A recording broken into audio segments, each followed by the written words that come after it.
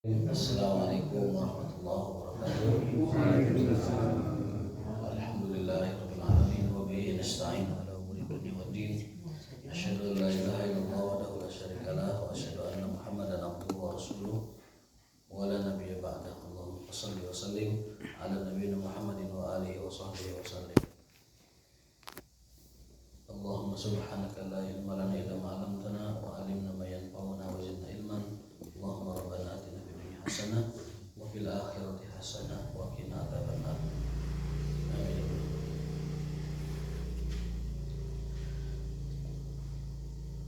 Bapak sekalian yang Allah Subhanahu wa taala, kita lanjutkan kajian kitab Al-Adab Al-Mufrad. Kitab Al-Adab Al-Mufrad. Tema kita hari ini adalah sabar dalam penderitaan atau sabar dalam saat kita dilukai, ya, gitu ya. Sabar saat dilukai, terutama luka hati, bukan luka fisik. Luka fisik mah tinggal dibalas, ya, diajak gelut bisa, ya, digelutan bisa, tapi luka hati itu tidak bisa, karena lidah itu dapat membuat sayatan lebih tajam daripada pedang. Lidah itu bisa menyayat hati seseorang lebih tajam dan lebih lama dari pedang. Ya, lisan kasayf, lisan itu bagaikan pedang. As-sabru 'alal adza, sabar di saat kita dilukai hatinya. Dari Abu Musa, dari Nabi Shallallahu Alaihi Wasallam, beliau bersabda, laisa ahadun, tidak ada siapapun, au laisa syai'un, tidak ada sesuatu apapun. Jadi Rasul pun menyebutkan tentang Allah itu tidak ada sesuatu apapun, tidak ada siapapun. Asbaru ala adza, yang lebih sabar, yasma'uhu minallah, tentang apa yang dia dengar melebihi kesabaran Allah.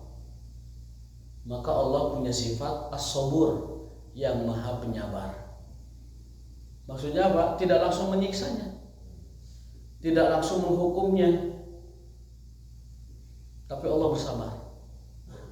Makanya di antara Asmaul Husna itu ada as-sabur, Allah itu maha penyabar. Kalau pakai logika manusia, Allah kan bisa segalanya. Allah kan berkuasa atas segalanya dan sangat berhak melakukan apapun yang dikehendakinya. Tapi kok Allah bersabar? Nah ini, kenapa Allah bersabar? Alasannya karena Allah memang maha penyabar. As-sabur, maha penyabar. Di antara kesabaran Allah adalah wa innahum la yad'una lahu waladan. Disebut-sebut oleh orang-orang kafir Allah itu punya anak. Itu betapa sabarnya Allah, tidak langsung menyikat, menghajar, menghabisi orang-orang yang katakan seperti itu. Nanti bisa menjawab ini, pernyataan ini bisa menjawab kenapa Allah tidak segera menghanguskan Zionis Israel. Kenapa Allah tidak segera menghanguskan orang-orang yang mengatakan bahwa dia punya keturunan? Kenapa Allah tidak segera menghabisi, menghanguskan, memberangus orang-orang yang merusak dan merubah ayat-ayatnya, menghina dan melecehkan Nabi dan ayatnya? Karena Allah itu maha penyabar, memberikan, menurunkan hukuman sesuai dengan kadar dan proporsi yang sesuai dengan kejahatan dan perilaku kebodohan manusia itu sendiri. Tidak asal, tidak serampangan, tidak sekehendak, walaupun berhak mengazab dan menghukum siapapun. Jadi sekali lagi kata Nabi SAW, tidak ada siapapun, tidak ada apapun yang melebihi kesabarannya dari kesabaran Allah Subhanahu wa taala saat didapati ada manusia yang mengatakan bahwa dirinya punya keturunan, punya anak. wa innahu la yu'afihim wa yarzuquhum, tetapi lihatlah Allah masih memberikan mereka rizki, masih memberikan mereka kesehatan. Orang-orang yang mengatakan bahwa Allah punya anak, mereka diberi kesehatan, mereka diberi rizki, diberi makan, diberi minum, diberi kehidupan. Coba, tidak sabar bagaimana Allah dengan orang seperti itu. Padahal dalam ayat takadus samawati yatafattarna wal jibal, hampir saja langit itu roboh, hampir saja langit itu runtuh, pecah berkeping-keping, gunung-gunung juga pecah, hancur berkeping-keping saat mereka mendengar bahwa ada orang yang menyebut Tuhan mereka punya keturunan. Jadi langit ingin runtuh, bumi, gunung ingin hancur, tidak kuat mendengar saat Tuhannya disebut punya keturunan. Padahal dirinya menegaskan lam yalid wa lam yulad wa lam yakul lahu kufuwan ahad.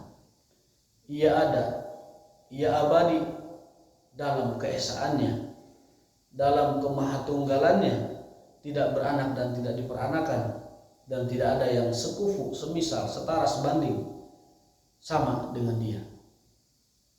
Makanya orang yang berdoa dengan surat Al-Ikhlas itu ijabah banget. Dan Rasul mengatakan dia telah berdoa dengan Ismul A'zam yang akan diijabah doanya. Ada seorang berdoa, Allahumma inni as'aluka bi anni ashhadu annaka antallah la ilaha illa anta al-ahadus samad alladzi lam yalid wa lam yulad wa lam yakul lahu kufuwan ahad. Kata Nabi, dia telah berdoa dengan isim a'zamnya Allah Subhanahu wa taala. Jadi Ismul A'zam itu Al-Ahad As-Samad dalam hadis ini. Siapa yang berdoa dengan Ismul A'zam ini diijabah doa-doanya. Ismul A'zam Al-Ahad As-Samad. Nah, orang-orang kafir, orang-orang yang mengatakan bahwa Allah memiliki keturunan, itu sangat besar kedustaan, kedurhakaan, pembangkangan, dan juga kesesatan mereka. Kalau kita membaca Al-Quran, akan didapati penjelasan tentang bahwa Allah itu Maha Tunggal dan Maha Esa itu banyak sekali menerangkan, menegaskan bahwa dia tidak beranak dan tidak diperanakkan, tidak memiliki keturunan dan tidak berketurunan, karena kemahaesaan dan kemahatunggalan Allah Subhanahu wa taala. Dalam ayat lain contohnya, laqad kafarul ladzina qalu innallaha salisu salasa. Sungguh telah kafir. Pakai lam taukid, pakai qad. Itu juga penegasan untuk fi'il madhi. Sungguh benar-benar telah kafir orang yang mengatakan salisun salasa, bahwa Allah itu ada dalam Trinitas. Sungguh telah kafir, sungguh benar-benar telah kafir orang yang mengatakan bahwa Allah Tuhan ada dalam tiga. Salisu salasa, satu dari tiga atau Trinitas. Kemudian dari ayat fahal antum muntahun, tidakkah mereka mau berhenti dari ucapan seperti itu? Artinya apa? Sebenarnya Allah sangat dan maha murka dengan ucapan itu. Bahkan gunung ingin hancur, langit ingin roboh, alam semesta ingin lebur. Makhluknya itu tidak sanggup dan tidak tahan, tidak kuat. Mereka marah ketika ada orang satu saja menyebutkan bahwa Tuhan mereka memiliki keturunan. Hanya saja sekali lagi tadi Nabi menyebutkan Allah Maha Sabar, As-Sabur. Bahkan Nabi menegaskan tidak ada yang lebih sabar dari Allah. Dirinya esa, dirinya tunggal, dikatakan punya anak. Tidak ada yang sanggup menahan fitnah itu. Bahkan alam semesta pun tidak ridho dengan itu. Nah, maksudnya pelajaran bagi kita adalah Allah saja Maha Sabar. Masa kita hambanya tidak punya kesabaran? Padahal kita belum difitnah fitnah seperti kejinya fitnah orang kafir kepada Allah. Kita belum apa-apa. Ya. Sakitnya hati kita belum apa-apa dibanding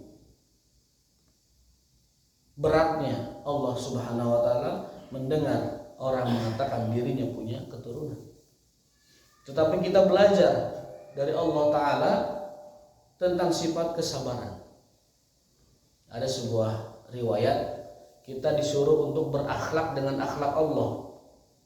Takhallaqu bi akhlaqillah. Berakhlaklah kalian dengan akhlak Allah Subhanahu wa taala. Allah Maha Penyabar, Allah Maha Sabar. Kita berakhlak dengan akhlak itu. Allah Maha Melindungi, kita berakhlak dengan akhlak itu, melindungi yang lemah. Allah Maha Berterima Kasih. Kita berakhlak dengan akhlak itu, kita pun berterima kasih baik kepada Allah langsung atau kepada orang-orang yang mengantarkan rezeki Allah kepada kita. Itu namanya berakhlak dengan akhlak Allah. Ini filsafat kehidupan yang sangat luar biasa. Takhallaqu bi akhlaqillah. Berakhlaklah dengan akhlak Allah. Karena di dalam akhlak Allah itu banyak pelajaran dan akhlak yang tinggi, akhlak yang luhur kalau kita mengamalkan akhlak-akhlak Allah Subhanahu wa taala tersebut. Kecuali akhlak yang sifatnya khusus bagi Allah, ya. Seperti memberi rezeki kan tidak bisa. Tapi akhlaknya bisa kita ikuti, memberi, membantu orang yang membutuhkan, bersedekah. Allah Maha Kaya, Maha Pemurah, Maha Dermawan, kita ikuti akhlaknya, dermawan dan pemurah. Sekali lagi, takhallaqu bi akhlaqillah. Berakhlaklah dengan akhlak Allah. Jadikan itu status, berakhlaklah dengan akhlak Allah. Insya Allah selamat dunia akhirat ya. Jangan bikin status di belakang mobil orang. Jangan status di belakang rumah orang. Orang mengira itu rumahnya. Orang itu mengira mobilnya. Padahal Nabi sudah mengingatkan, barang siapa yang bangga dan memamerkan bukan miliknya, dia sebenarnya sedang memakai jubah kedustaan. Kecuali yang kita foto memang milik Allah, pemandangan milik Allah itu. Belakang gunung kan nggak ada yang punya. Belakang laut kan nggak ada yang punya laut mah. Artis ada yang punya. Ya kalau sahabat tidak apa-apa karena dia kan rela ketika difoto dengan kita. Karena kadang-kadang ada yang belum tentu ya rumahnya difoto tempel gambar dia. Itu namanya ginding dengan punya orang. Nabi mengingatkan jangan lakukan seperti itu karena itu dia seperti sedang memakai jubah kedustaan. Nah, kembali ke tema kita bahwa belajarlah kesabaran dari Allah Subhanahu wa taala. Karena kata Nabi tidak ada laisa ahadun, tidak ada siapapun, wala syai'un dan sesuatu apapun melebihi kesabaran Allah Subhanahu wa taala. Dia dituduh punya anak padahal dia sama sekali suci dari diperanak dan diperanakan. Walam yalid walam yulad walam yakul lahu. Maka sering-seringlah berdoa kepada Allah dengan kalimat al-ikhlas itu. Hadis sahih, barang siapa yang berdoa dengan surat Al-Ikhlas itu diijabah betul itu, karena itu isim azamnya Allah Subhanahu wa taala. Tapi ngambilnya dari alladzi lam yalid wa lam yulad wa lam yakul lahu kufuwan ahad. Allahumma inni as'aluka bi anni asyhadu annaka antallah al-ahad as-samad alladzi lam yalid wa lam yulad wa lam yakul lahu kufuwan ahad. Kadang saya mengajarkan kalau nggak hafal lafaz ini, sudah sebelum berdoa baca aja surat Al-Ikhlas. Baca surat Al-Ikhlas. Setelah itu baca doa yang kita inginkan. Sangat dahsyat sekali. Sampai-sampai ada orang dilaporkan kepada Nabi karena tiap sholat bacaannya Al-Ikhlas terus. Sampai dilaporkan. Kemudian coba tanya orang itu, kata Nabi, tanya orang itu kenapa dia ngimamin Al-Ikhlas terus. Ya barangkali kan memang hafalnya cuma itu kan, tapi mustahil juga jadi imam kalau hafalnya cuma Al-Ikhlas doang. Ternyata jawabannya mencengangkan. fa inni uhibbuha, karena aku mencintai surat Al-Ikhlas. Di dalamnya ada tauhid, pengesaan kepada Allah Ta'ala. Apa kata Nabi SAW? Kabari dia, kasih tahu dia. Barusan Allah ngasih tahu bahwa Allah pun mencintai orang itu. Jadi ada imam bacanya Al-Ikhlas terus, diajak sama temannya, ibarat gitulah. Dilaporkan bahkan. Kata Nabi kasih tahu dia, Allah mencintainya. Karena dia mencintai surat Al-Ikhlas. Ini nanti kalau kita ada imam baca terus Al-Ikhlas jangan dikatain sikuluhu deh imam-imamnya. Jangan dia motivasinya karena mencintai surat itu sehingga Allah pun mencintainya. Salat sunnah itu dianjurkan bacaannya itu adalah rakaat pertama Al-Kafirun, rakaat kedua Al-Ikhlas. Salat 2 rakaat qobliyah fajar dibaca itu Al-Kafirun plus Al-Ikhlas. Salat tarawih, salat witir, tahajud, hajat, salat lain mutlak juga semuanya dianjurkan bacaannya 2 itu. Al-Kafirun rakaat pertama kuliah Al-Kafirun, rakaat yang kedua Al-Ikhlas. 2 surat ini menunjukkan kepada kandungan tauhid dalam agama Islam. Al-Kafirun juga sama, la a'budu wa ta'budun wala antum abiduna ma a'bud. Ditegaskan lagi, wala an abidu ma antum wala antum abiduna ma a'bud lakum dinukum waliyadin. Dulu sahabat ada yang pernah bacain Pabaliut karena mabuk sebelumnya. Jadi mabuk sebelum khamr diharamkan itu mabuk sampai subuh kadang mabuk kadang. Awal-awal Islam. Ya sudah di Madinah kalau nggak salah. Sudah lama Islam tapi khamr belum diharamkan. Karena khamr diharamkan di Madinah. Setelah 10 tahun lebih baru diharamkan khamr itu. Jadi awal-awal masa dakwah itu para sahabat masih begini. Katakanlah la ilaha illallah di rumah. Ya. 13 tahunan di Mekah belum diharamkan, masih boleh mabuk. Diingatkan kemudian setelah itu kata Allah, mabuk itu bagus, adalah manfaatnya menghangatkan badan, memutar roda perekonomian, ekspor impor orang Quraisy Mekah itu bisa keluar negeri, dikirim ke Romawi, dikirim ke Syam, dikirim kemana-mana, kalian dapat uang. Pokoknya kamu bisa benghar dengan miras ini, kamu bisa jadi kaya dengan miras ini, dengan arak.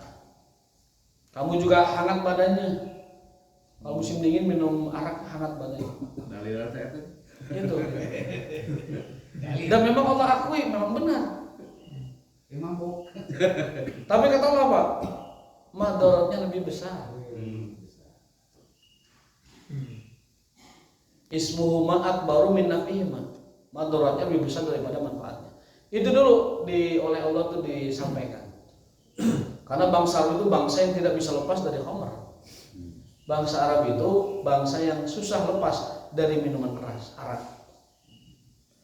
Sampai anggur itu disebut oleh orang Arab sebagai karam, minuman kedermawanan. Karena sebelum mereka bersedekah, sebelum mereka berinfak, terlebih dahulu minum minuman keras biar mabuk. Ketika mabuk dia berikan tuh apa yang dia miliki, ambil. Kasih. Setelah siuman disadarkan, Pak, harta kamu habis tadi kamu beri ke orang-orang, bangga. Ini gua nih, paling banyak dermawannya. Tapi mabok dulu. Zaman ayeuna mah mabok teh lain buat dermawan. Iku stop dina sesukan. Jang wani gelut, jang wani tawuran, jang legek-legekan. Asa aing boga, asa aing pang kuatna mabok. Zaman dulu mabok tuh biar dermawan. Makanya anggur itu minum keras, dalam bahasa Arab lain disebut karom. Tapi setelah itu oleh Nabi dilarang, jangan sebut minuman wine anggur dengan sebutan karom, karena karom itu mulia. Karom itu dermawan. Jangan dinamai itu kepada anggur-anggur kalian. Dilarang oleh Nabi. Awalnya itu namanya di zaman jahiliyah. Jadi khamr itu sama dengan minuman kedermawanan dulu. Mereka mabuk-mabukan segala macam. Tapi setelah 13 tahunan kurang lebih Ada orang sholat baca Qur'annya jadi imam dia ya. Itu al-kafirun bolak-balik. Wala antum wala ana wala. Jadi wala ana wala antum terus bolak-balik. Sampai hal itu sampai ke Rasul. Ya Rasulullah, ini orang-orang sudah nggak beres ini sholatnya. Ngimamin habis mabuk, ya akhirnya bolak-balik merusak Al-Quran. Tapi juga belum turun ayat diharamkannya, belum turun itu. Akhirnya larangannya yang kedua tahapannya, jangan kalian mabuk sebelum sholat. Pekwe marabok mah, tapi ulah erek sholat. Itu bahasa. Bertahap. Ulah marabok, rek sholat. Marabok mah pekwe tak puting-puting di imah. Itu di gurun pasir pek mabok mah. Dia akan ku mau kayak itu.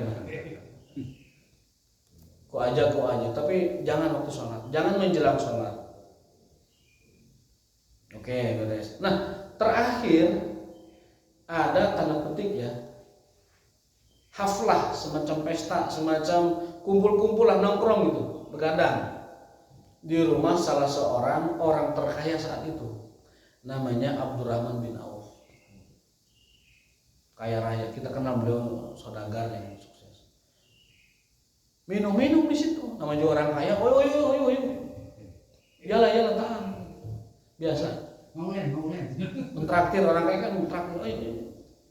Di antara minuman yang dikonsumsinya itu miras. Tah eta mah garelut wah aya sengketa lah gitu. Minum karena mungkin ada yang mabuk, ada yang tidak sadarkan diri, senggol sana senggol sini, mau berantem sudah sampai pedang. Gelut, ayo gitu. Padahal sahabat Rasul semua itu. Sahabat Rasul semua. Orang-orang yang di dalamnya ada yang jamin surga setelah itu kan. Abraham bin Auf kan termasuk 10 dari yang dijamin surga. Marsat gobang sahabat, waduh. Kabar itu tersiar kepada Umar bin Khattab. Umar ngincin lompat, ya Rasulullah, sahabat-sahabatmu garlut. Bayangkan coba. Sahabat-sahabatmu yang menjaga dakwah ini garlut. Tolonglah mintakan kepada Tuhanmu supaya turun ayat yang tegas, lugas, jelas. Turunlah ayat innamal khamru wal maisiru wal ansabu wal azlamu rijsun min amal syaitan. Sesungguhnya khamr, judi, termasuk yang online akhirnya, mengundi nasib, percaya kepada ketentuan ramalan sehingga menyebabkan dia mengambil keputusan, adalah sebuah perbuatan rijsun, najis. Fajtanibu, tinggalkanlah, la'allakum turhamun, agar kalian mendapatkan rahmat Allah Subhanahu wa taala. Sejak itulah orang-orang menghentikan aktivitasnya meminum khamr. Bahkan seluruh khamr yang ada di rumah-rumah itu, gendul-gendul khamr itu ditumpahkan di jalanan Madinah. Jalan Madinah becek oleh khamr saat itu. Langsung spontan, ketika haram langsung, dan iman mereka sudah ada di hati. Wah, ayak ini segalon lebaran, tumpahkan ke jalan, bahayakan semuanya sebagai bentuk unjuk rasa keteguhan iman bahwa kami taat, kami dengar perintah Rasul dan larangan Rasulullah. Ditumpahkan ke Madinah. Makanya Madinah, jalan-jalan Madinah leur becek ku arah. Sampai berubah jalanan Madinah. Bau menyengat, tanah juga berubah. Itu keimanan para sahabat. Jadi khamr itu diharapkan secara bertahap. Kita pun dalam menjalankan agama hendaklah berakhlak dengan akhlak Allah yang maha sabar dalam menghadapi makhluknya, dalam menghadapi hamba-hambanya. Sabar itu ada 3, Pak. Ada sabar dalam melaksanakan kebaikan, sabar dalam melaksanakan ibadah kebaikan. Yang kedua, sabar dalam meninggalkan maksiat, itu butuh sabar. Yang ketiga, sabar dalam menghadapi musibah. Itu 3 sabar.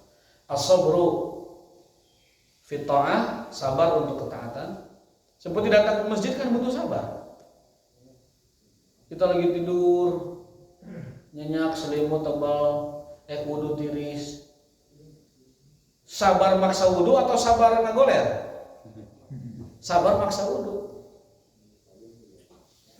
Makanya Allah kasih bonus, barang siapa yang menyempurnakan wudunya, berangkat ke masjid, di setiap langkahnya Allah angkat derajat, Allah hapus kesalahan, Allah berikan dia pahala yang berlipat ganda. Barang siapa yang wudu, malas wudunya, lalu dia semangat berusaha sebaik mungkin wudunya, kemudian setelah wudu berdoa, asyhadu an la ilaha illallah wahdahu la syarikalah wa asyhadu anna muhammadan abduhu wa rasuluh. Dalam riwayat lain ditambahkan Allahumma ja'alni minat tawabin wa ja'alni minal mutatahhirin. Nggak hafal itu nggak apa-apa, syahadat aja. Kata Nabi, dia nanti akan disuruh masuk surga dari pintu manapun yang dia inginkan. Dalam hadisnya, barang siapa yang menyempurnakan wudu, tentunya saat malas ya. Lalu setelah wudu dia berdoa, asyhadu an la ilaha illallah wahdahu la syarikalah wa asyhadu anna muhammadan abduhu wa rasuluh. Qila lahu udkhulul jannah min haitsu syaa. Dikatakan padanya, silahkan masuk surga dari pintu manapun. Artinya orang ini diberi kebebasan mau masuk surga manapun, sumangga. Sumangga. Ayam mangga ya sumangga. Sumangga lebih sopan. Sumangga. Orang yang wudu, setelah wudu baca syahadat, dikatakan padanya, artinya Allah memanggilnya dari pintu surga manapun kamu ingin, sumangga. Silahkan. Tuh Allah kasih bonus. Orang yang melawan malasnya, melawan dingin, melawan hoream, ambil wudu, kemudian setelah wudu baca syahadat, dia dapat bonus masuk surga dari manapun dia inginkan.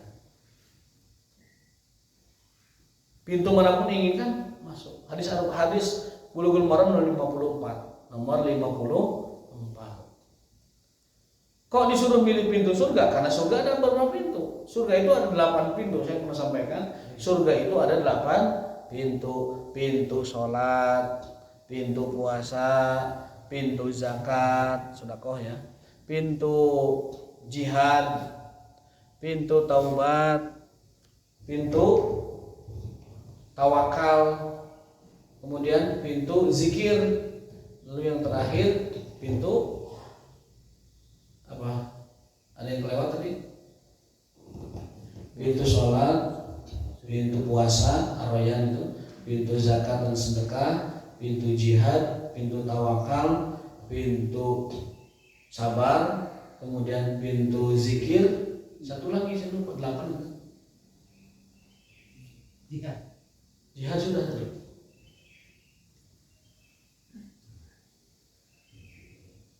Pintu berbakti sama orang tua. Ya, itu 8 pintu surga. Nah, orang yang wudunya sempurna, lalu dia baca syahadat, akan dikatakan padanya masuklah surga dari manapun pintu yang kamu inginkan. Ini hadis yang ke-389, bahwa tidak ada yang lebih sabar dari Allah saat dia difitnah bahwa dia punya anak, punya keturunan, ya. Tetapi masih saja memberikan rezeki dan kesehatan. Luar biasa. Allah itu sangat luar biasa. Difitnah punya anak dan dia marah, murka sebenarnya, Maha suci Allah dari tuduhan mereka, tetapi masih aja ngasih sehat, ngasih rezeki dan lain sebagainya. Jadi kalau Allah ngasih rezeki kepada orang yang kafir banget sama dia, gimana tidak Allah ngasih rezeki kepada orang yang beriman dan percaya kepada dia? Istidraj, jelas itu istidraj. Orang kafir itu semuanya istidraj. Sanastadrijuhum min haitsu la ya'lamun. Sungguh kami istidraj, kami biarkan dia menikmati dunia untuk kami ambil nanti seketika, dan di akhirat dia akan tanggung jawabkan seluruh kekafirannya itu.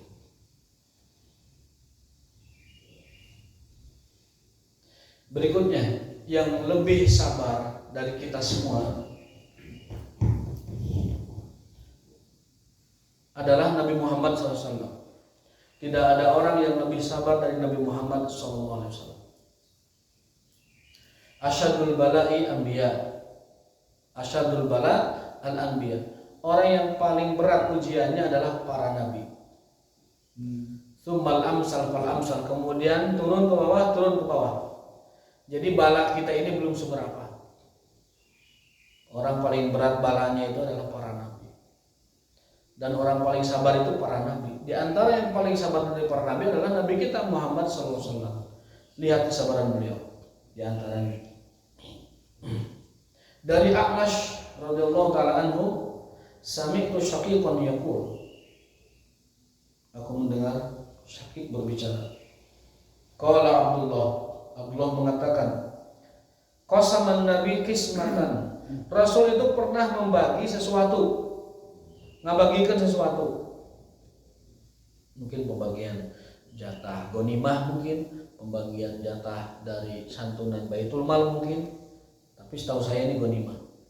Kaba dimakan yaksimu, sebagaimana Nabi biasa membagi, yang lain juga membagi biasa. Faqala rajulun minal ansar. Seseorang dari Ansor mengatakan, wallahi innaha laqismatun ma urida biha wajhullah. Demi Allah, ini pembagian yang Nabi lakukan tidak sesuai dengan aturan Allah. Coba bayangkan Pak. Aya umat wawantuna nyarios, Nabi teu adil. Waduh. Berat pisan. Tah ketaatan dan keimanan itu bukanlah kebenaran yang menurut kita benar. Kadang kita harus menundukkan hawa nafsu, kadang kita harus mengalahkan ego kita, memvonis mengatakan ini benar ini salah sesuai dengan asumsi kita. Karena ada orang-orang seperti itu yang kemudian nanti menjadi orang-orang khawarij, musuh Islam, menjadikan orang-orang lain kafir selain dia kafir. Itu awalnya begini. Ada orang merasa dia lebih paham, merasa dia lebih iman, merasa lebih takwa, merasa lebih hati-hati, sampai-sampai dia mengatakan Nabi membagikan ghanimah tidak adil. Suatu riwayat lain, Nabi pernah bagi ghanimah. Kata orang tersebut, ya Muhammad, ya Rasulullah, berbuatlah adil. Rasul mukanya merah dan mengatakan, kalau bukan aku yang adil, faman yahdil, siapa yang bisa adil? Rasul marah gitu kan. Jadi ada orang rupa-rupanya tidak percaya dengan pemimpinnya, tidak percaya dengan nabinya. Sampai Nabi membagikan sesuatu, menurut dia itu tidak adil, menurut dia itu tidak tepat, sampai dia mengatakan, wahai Rasulullah, berbuat adillah. Wahai Muhammad, berlakulah adil. Bayangkan Pak, orang seperti ini. Maka Nabi mengatakan akan muncul keturunan orang ini kaum khawarij yang memusuhi agama Allah, beriman tapi memusuhi agama Allah, berislam tapi memerangi orang selain mereka. Quran mereka luar biasa, hafal Quran, baca Qurannya kita kalah semua, tahajudnya kita kalah semua, tarangna harideung eleh urang sadaya. Ibadah kita hanya seujung kuku ibadah mereka. Tapi karena merasa takwa dan taat itu, sampai-sampai mereka kepada Rasul pun merasa lebih baik. Jadi orang ini memang ada tipikal orang begitu Pak. Jadi merasa lebih baik, merasa lebih taat, merasa lebih soleh, sampai Nabi pun mereka merasa lebih soleh.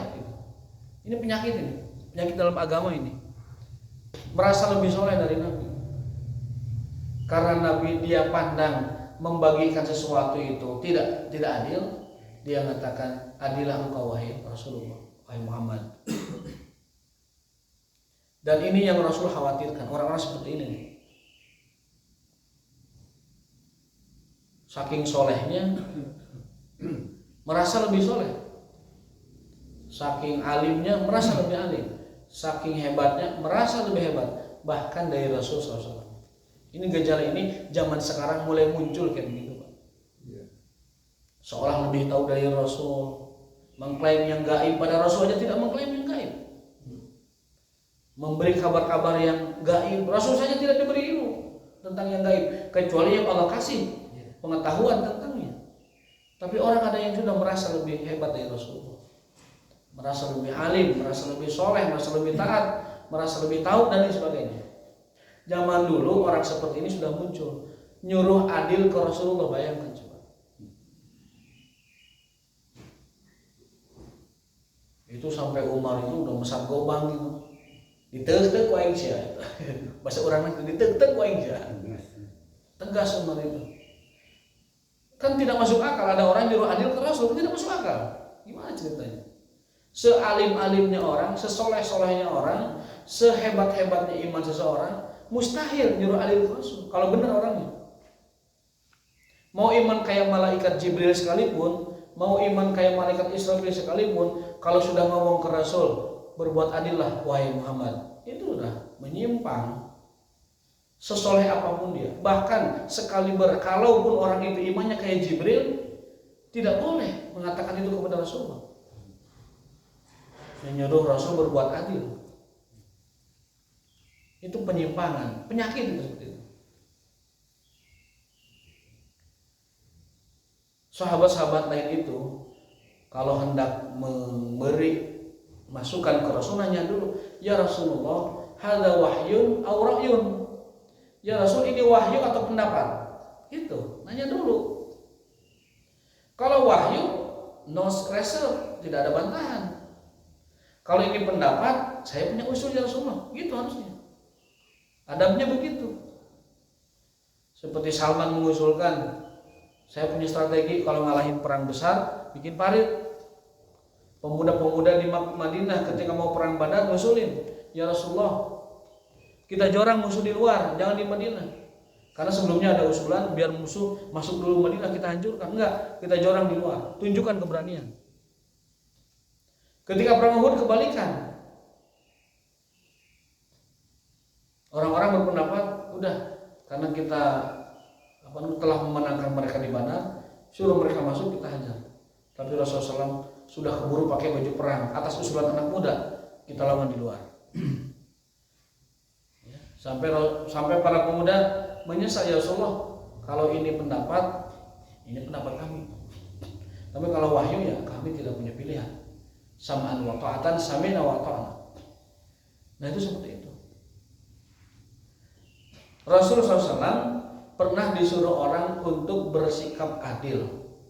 Padahal ini sebuah kelancangan yang luar biasa. Dan terbukti orang itu keturunannya menjadi perusak-perusak agama, padahal mereka orang-orang soleh. Ternyata ada orang soleh, ada orang yang agamanya bagus, tapi justru merusak agamanya.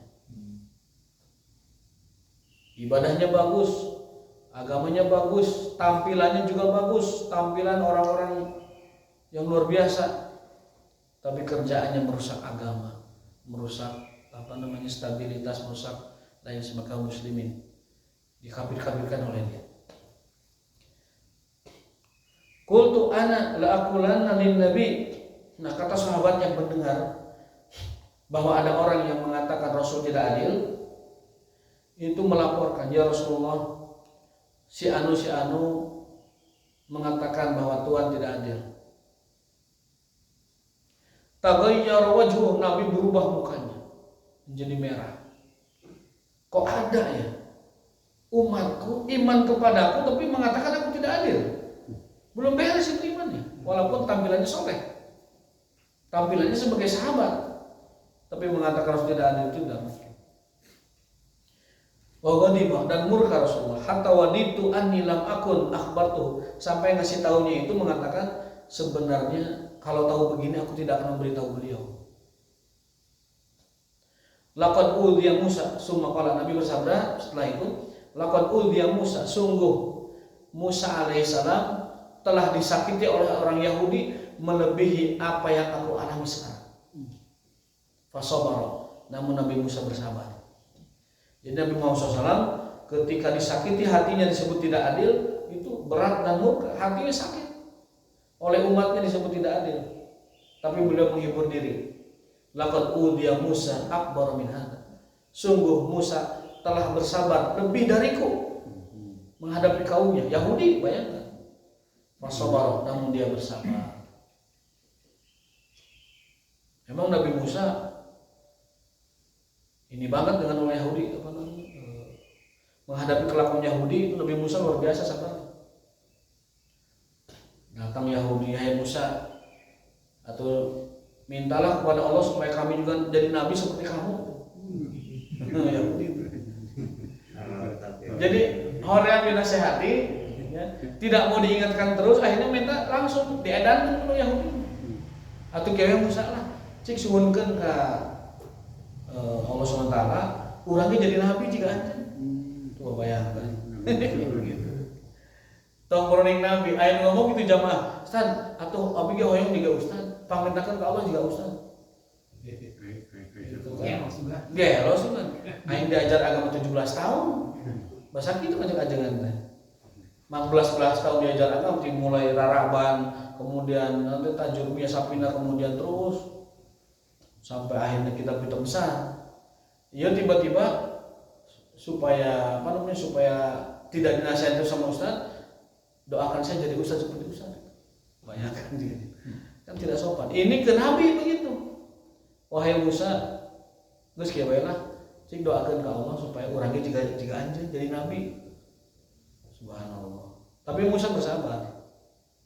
Datang deui orang Yahudi, "Ya Musa, arinallah jaharatan." Qalu ya Musa arinallah jaharatan. Orang Yahudi mengatakan, "Hai Musa, perlihatkanlah Tuhanmu jaharatan, secara nampak." Coba gimana enggak lancang itu. Nabi Musa aja tidak pernah minta Allah menampakkan dirinya. Ini orang Yahudi minta, kami biar beriman. Bahkan itu orang-orang sudah beriman malah itu. Tampakkan Gusti Allah SWT. Nah, Nabi Musa saat itu saking inginnya mereka menjadi orang benar, dimintai sama Allah, ya Allah, tunjukkan dirimu. Falamma tajalla lil jabali ja'alahu dakka. Namun baru saja cahaya Allah itu muncul, ja'alahu dakka, gunung-gunung pecah, gunung-gunung meletus. Wa kharra Musa sa'iqa, Musa pun terlempar pingsan, tersungkur pingsan. Tapi Musa pingsan. Baru cahaya Allah, gimana kalau aslinya? Setelah itu Nabi Musa menyesali dan taubat kepada Allah. Beliau mengatakan, aku berlindung kepada Allah dari kelakuan yang bodoh. Artinya Nabi Musa mengakui kebodohannya saat dia nunurutan ataupun menuruti nyumponan kahoyong orang Yahudi. Nabi Musa merasa dan mengakui dirinya bodoh saat nyumponan keinginan atau menuruti keinginan orang Yahudi. Nah, ini juga ajaran buat kita. Kalau kita sudah melakukan tindakan bodoh, satu istighfar, dua akui kebodohan. Yang ketiga tasbihkan Allah. Ada doanya, la ilaha illa anta subhanaka inni kuntu minaz zalimin. Tiada Tuhan, tiada ilah kecuali Engkau. Maha suci Engkau ya Allah. Inni kuntu minaz zalimin. Aku termasuk orang-orang yang zalim. Di antara sifat zalim itu adalah berlaku bodoh. Itu doa Nabi Yunus, tapi itu dianjurkan untuk kita membacanya kapanpun dan dimanapun. Karena Nabi Musa pun begitu itunya, taubatnya kepada Allah. Nabi Musa taubatnya juga sama seperti itu kepada Allah. Dan para nabi rata-rata kalau berdoa seperti itu, mengakui kekurangannya, kemudian mensucikan Allah dan mentauhidkan Allah Subhanahu Wa Taala sambil minta ampun. Itu seperti itu. Jadi pelajaran dari hadis kedua ini bahwasanya Rasulullah SAW itu sangat-sangat penyabar dan sabar menghadapi kelakuan umatnya. Dan beliau mengatakan bahwa sabarku ini tidak lebih dari sabarnya Musa ketika melayani Bani Israel yang laku lampahnya sedemikian rupa jahat dan teganya kepada Rasulullah Musa alaihi salam. Mungkin itu yang bisa kita ambil hikmah dan pelajaran. Yang satu adalah belajarlah dari kesabaran Allah saat dituduh dia punya keturunan. Yang kedua, belajarlah kesabaran dari para nabi, terutama Nabi kita Nabi Muhammad SAW. Sabar dalam melaksanakan kebaikan, sabar dalam meninggalkan keburukan, dan sabar saat ditempa musibah. Allah Ta'ala bisawab wa taufiqun illa billah. Rabbana atina fid dunya hasanah wa fil akhirati hasanah wa qina adzabannar. Subhanakallahumma wa bihamdika asyhadu an la ilaha illa anta astaghfiruka wa atubu ilaik. Assalamualaikum warahmatullahi wabarakatuh.